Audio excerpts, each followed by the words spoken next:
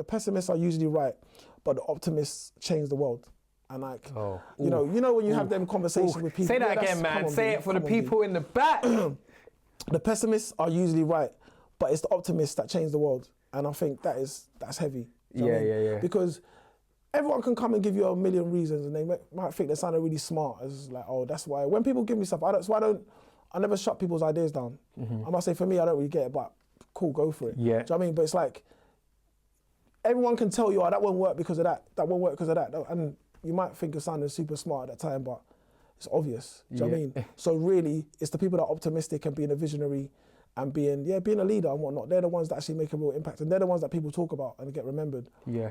Because of the impacts that they've made and the changes that they've made. There's a million examples. Do you know what I'm saying? And to touch on that, just another quick quote. If you think you can or think you can't, you're right. Simple as, if you think you can do it, go for it. You can.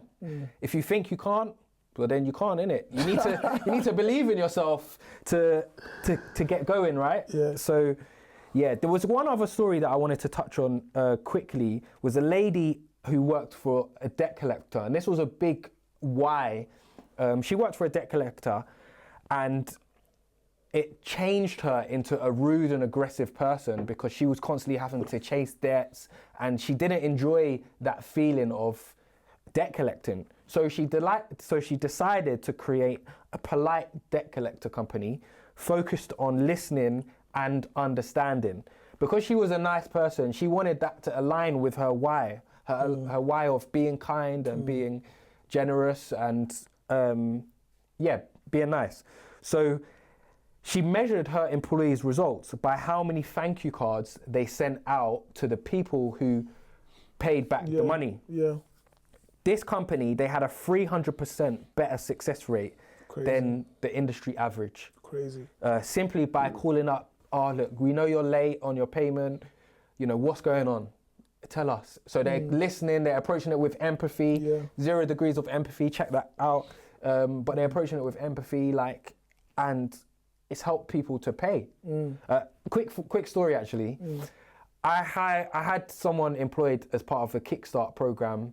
However long ago. Yeah.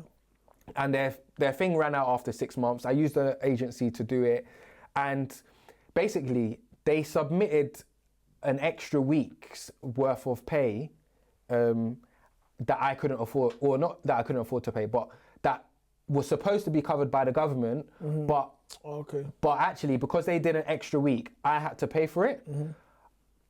On the form, they send out a form, I have to click accept or decline as to whether I accept that they've done those hours.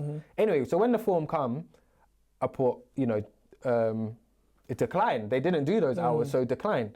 Anyway, the company already paid them. They already paid the employee.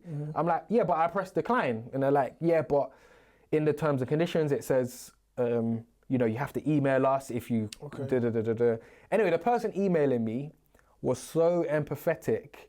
Their email language was so kind and understanding. It's like, no, look, we understand, but otherwise it's going to come out of our money, blah blah blah blah. Anyway, I paid it.